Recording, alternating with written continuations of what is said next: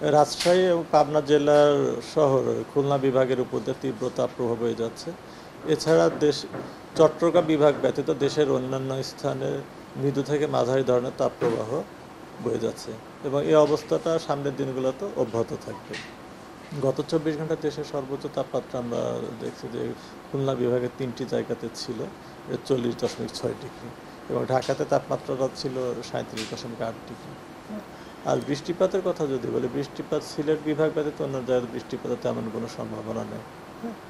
আর এ সময়ের বৈশিষ্ট্যটা এরকম, বৃষ্টিপাত যখন হবে তাপমাত্রাটা আপনার কমে আসবে, আর বৃষ্টিপাত না হলে তাপমাত্রা ক্রমান্বয়ে বাড়তে থাকে। কিন্তু অনেক দিন ধরে আসলে ওইভাবে উল্লেখযোগ্য আর বৃষ্টিপাত আমরা দেখতে পাচ্ছি না। বৃষ্টিপাত না হওয়ার জন্য কিন্তু তাপমাত্রাটা ক্রমান্বয়ে বৃদ্ধি পাচ্ছে এবং তাপমাত্রা যে অবস্থা আছে আগামী 24 ঘন্টায় এটার উল্লেখযোগ্য পরিবর্তনের সম্ভাবনা নেই। তবে 24 ঘন্টা পর অর্থাৎ আগামীকালকে থেকে হয়তো 2 দিন আরও তাপমাত্রা কিছুটা বাড়তে পারে। বাড়া কমার মধ্যে থাকবে, তো তাপপ্রবাহ থাকবে। তো তাপপ্রবাহ তো আমরা যখন বলছি 36 ডিগ্রি বা তার উপরে গেলে তাপপ্রবাহ বলছি, তো তাপমাত্রা 36 ডিগ্রির নিচে আসার সম্ভাবনা কম।